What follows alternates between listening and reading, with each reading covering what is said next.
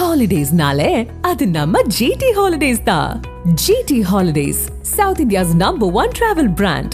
You know you are special when you're with GT Holidays. Chennai Koyambedu பகுதியில் உள்ள new colony 9வது தெருவில் மழைநீர் தேங்கி நிற்பதால் அந்த பகுதி மக்கள் கடும் சிரமம் அடைந்து வருவதாக வேதனை தெரிவித்தனர். இதுகுறித்து நமது செய்தியாளர் ரஃபிக் வழங்கிய கூடுதல் தகவல்களை தற்போது பார்க்கலாம். சென்னை கோயம்பேடு நியூ காலனி இருக்கக்கூடிய 9வது தெருவில் தற்போது இருந்து வருகிறோம். இந்த தெருவில் மட்டுமே சுமார் 100க்கும் மேற்பட்ட குடும்பத்தினர் இங்கு வசித்து வருகின்றன. இதுவரை சுமார் 30 ஆண்டுகள் 20 ஆண்டுகளாக இந்த இடங்களில் வசித்து வரக்கூடிய குடும்பத்தினர் தற்போது இருக்கக்கூடிய அவதிப்படக்கூடிய நிலை தற்போது நம்மளால் பார்க்க முடிகிறது. தொடர்ச்சியாக இங்கே இருக்கக்கூடிய அடிப்படை வசதிகளான மின் பற்றாக்குறை பிரச்சனைகள் மற்றும் ட்ரைனேஜ் பிரச்சனைகள், மழை பெய்தால் முழங்காலுக்கு மேலான தண்ணீர்கள் தேங்கி நிற்பது போன்று இது போன்று பலவிதமான பிரச்சனைகள் இவர்கள் இப்பகுதி மக்கள் குற்றஞ்சாட்டை முன்வைத்து வருகின்றன. அது மட்டுமின்றி இங்கே இருக்கக்கூடிய நள்ளிரவுகளில் மின் வசதி இல்லாத பட்சத்தில் அதிகப்படியான பாம்புகள், தேள்கள் என்ற பலவிதமான பிரச்சனைகள் குறித்தும் தற்போது தெரிவித்து வருகின்றன.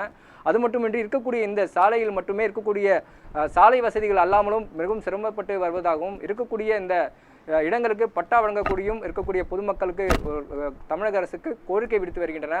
தொடர்ச்சியாக இது போன்ற பிரச்சனைகள் குறித்து இருக்கக்கூடிய சென்னை மாநகராட்சி அதிகாரிகள் நேரடியாக வந்து விசாரித்து செல்வதோடு மட்டுமல்லாமல் இதுவரை எந்த பிரச்சனையும் என்ன என்பது கூட ஏற்றுக்கும் பார்ப்பதில்லை என அப்பகுதி மக்கள் தொடர்ச்சியாக குற்றச்சாட்டு முன்வைத்து வருகின்றன. சென்னை மாநகராட்சி அதிகாரிகள் இந்த பிரச்சனைகள் குறித்து உடனடி தீர்வு காண வேண்டும் என்பது அப்பகுதியில் உள்ள பொதுமக்களின் வேண்டுகோளாக உள்ளது என்பது குறிப்பிடத்தக்கது.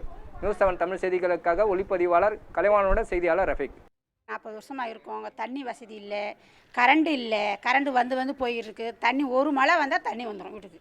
அந்த ஏரியாவில் தான் இப்போ இருந்துக்கிட்டு இருக்கோம். இப்போ மழைக்கு ஃபுல்லாக நிற்கிது தண்ணி. லெட்டின் தண்ணி போகிறதுக்கு வழி இல்லை. காவா பண்ணித்தரேன்றாங்க, பண்ணித்தரந்த மாதிரி தெரியல.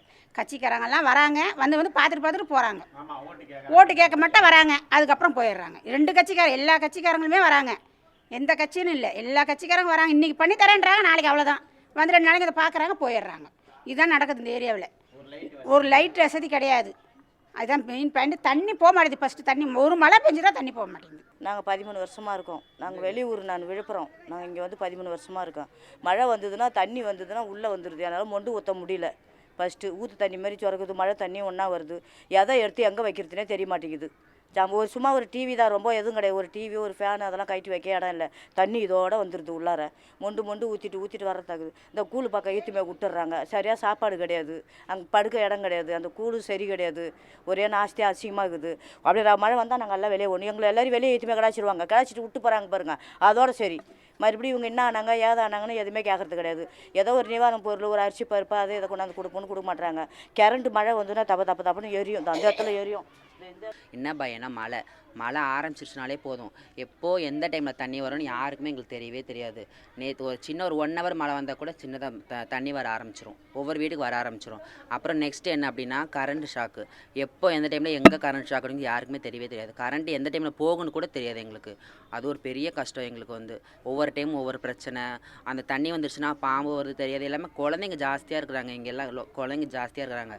அதனால் கவர்மெண்ட் நாங்கள் கொடுக்குறது ஒன்றே ஒன்று அப்படின்னா எங்களுக்கு ஒரு இந்த இடத்துல ஒரு ஹவுசிங் கட்டி கொடுத்தா நல்லாயிருக்கும். ஏன் அப்படின்னா எங்களுக்கு பக்கத்துலேயே அது hospital, market, bus stand, metro எல்லாமே கிட்டே இருக்குது. நாங்கள் இங்கே எங்களுக்கு எல்லா ஃபெசிலிட்டிஸ் இருக்கிறதுனால வெளியே இடத்துல எங்கன்னா எங்களுக்கு ஹோட்டல்ஸ் கூட எங்களுக்கு ஹவுசிங் மாடு கொடுத்தா எங்களுக்கு வந்து கொஞ்சம் இதாகாது.